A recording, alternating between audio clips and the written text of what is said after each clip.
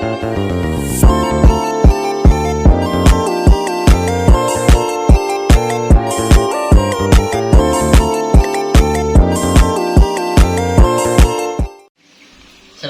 warahmatullahi wabarakatuh. Jadi di video kali ini saya akan menjelaskan tentang sumber daya alam yang dapat diperbaharui, yaitu tentang kacang hijau. Sebelum lanjut ke video, perkenalkan, nama saya Muhammad Alif Ainur Rafiq. Jadi langsung saja ke penjelasannya. Kacang hijau Vigna radiata adalah sejenis palawija yang dikenal luas di daerah tropika. Tumbuhan yang termasuk suku polong-polongan atau Fabaceae ini memiliki banyak manfaat dalam kehidupan sehari-hari sebagai sumber bahan pangan berprotein nabati tinggi. Kacang hijau di Indonesia menempati urutan ketiga terpenting sebagai tanaman pangan legum setelah kedelai dan kacang tanah. Bagian paling bernilai ekonomi adalah biji-bijinya. Biji kacang hijau direbus hingga lunak dan dimakan sebagai bubur atau dimakan langsung. Biji matang yang digerus dan dijadikan sebagai isi onde-onde, bakpao atau gandasturi. Kacambah kacang hijau menjadi sayuran yang umum dimakan di kawasan Asia Timur dan Asia Tenggara dan dikenal sebagai takwek. Kacang hijau bila direbus cukup lama akan pecah dan pati yang terkandung dalam bijinya akan keluar dan mengental menjadi semacam bubur.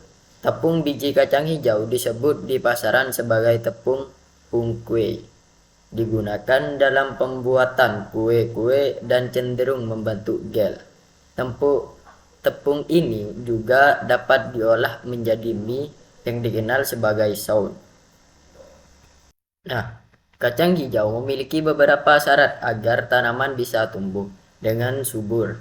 Kacang hijau membutuhkan tanah dengan pH optimal 6-7, aerasi dan drainase yang baik agar bisa tumbuh. Selain itu, tekstur tanah yang digunakan untuk menanam kacang hijau harus berlempung. Biasanya tanah berlempung memiliki banyak bahan organik, sehingga tanah menjadi subur dan cocok menjadi media tanam. Selain itu, tanaman kacang hijau dapat tumbuh dengan temperatur 25-27 Celcius dengan kelembaban udara sehingga 50-80%. Selanjutnya, cara kembang biak kacang hijau. Sama seperti makhluk hidup lainnya, tumbuhan kacang hijau juga mengalami pertumbuhan dan perkembangan. Pertumbuhan dan perkembangan adalah dua proses yang berjalan sejajar dan tidak dapat dipisahkan satu sama lain.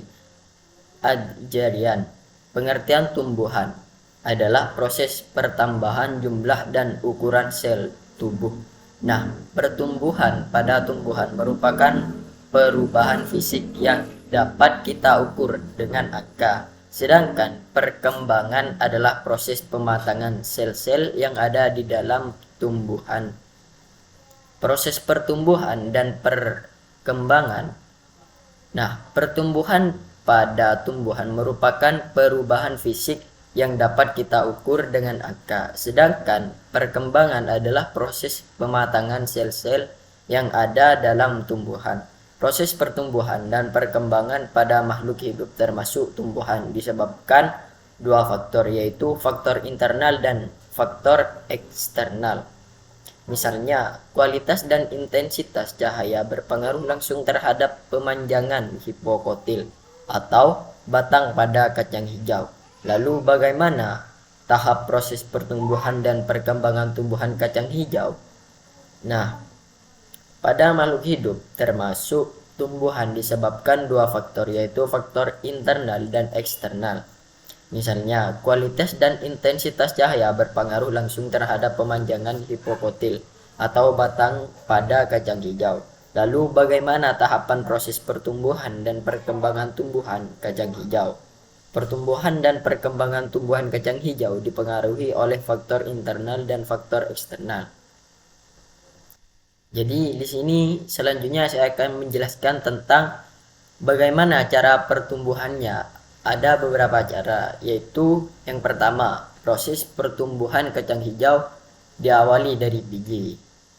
Biji yang direndam air atau terkena air akan mengalami proses masuknya air ke dalam biji. Nah, air yang masuk ke biji bisa mengaktifkan enzim dan hormon sehingga metabolisme sel bekerja dan menyebabkan munculnya calon tumbuhan. Oh iya, biji yang bermutu tinggi sangat memengaruhi hasil produksi kacang hijau Adjarian. Dan yang kedua, perkecambahan. Perkecambahan merupakan tahap terbentuknya individu baru yang muncul dari biji. Pada tahap ini, struktur yang pertama muncul adalah calon akar atau radikula yang akan menjadi bakal akar utama. Calon akar adalah bagian bawah dari batang hipokotil yang akan tumbuh menjadi tanaman muda. Selanjutnya, manfaat kacang hijau. Apa manfaat dari kacang hijau?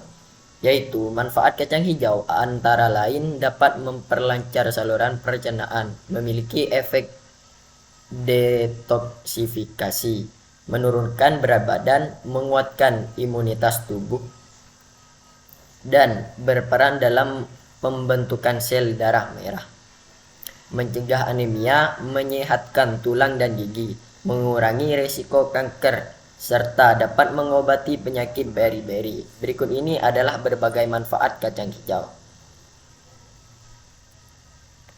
Nah, berikut ini adalah berbagai manfaat kacang hijau. Yang pertama, mencegah sembelit. Sembelit termasuk salah satu masalah pencernaan yang umum dialami oleh individu. Untuk mengatasi sekaligus mencegah sembelit, perlu memberikan asupan serat dan yang cukup, serta dapat melancarkan proses pencernaan dengan membantu meningkatkan jumlah air di usus. Dengan begitu, tinja yang dibentuk dalam usus akan bertekstur lebih lunak sehingga buang air besar akan lancar. Dan yang kedua, meningkatkan penyerapan nutrisi dari makanan, serta juga berperan penting untuk menyerap nutrisi dari makanan yang masuk ke dalam tubuh. Hal ini bukan hanya dapat menjaga kesehatan saluran cerna, tetapi juga bermanfaat untuk meningkatkan daya tahan tubuh. Dan yang ketiga, berperan sebagai prebiotik, serta maksud saya serat juga berperan sebagai prebiotik dalam saluran cerna. Nutrisi ini merupakan sumber makanan bagi bakteri baik di usus, sehingga pertumbuhan dan fungsi bakteri tersebut akan selalu terjaga. Hasilnya, pencernaan menjadi lebih sehat dan terlindungi dari gangguan pencernaan. Dan yang keempat, mengontrol kadar gula darah. Asupan serat yang cukup untuk dapat mengurangi risiko berbagai gangguan kesehatan di kemudian hari, termasuk diabetes. Seperti yang telah dijelaskan, tubuh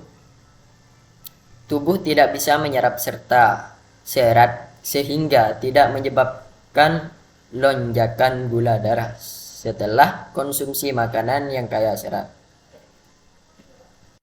Jadi cukup sekian penjelasan dari saya. Apabila ada kesalahan, mohon maaf sebesar-besarnya. Kurang lebihnya mohon maaf. Wassalamualaikum warahmatullahi wabarakatuh.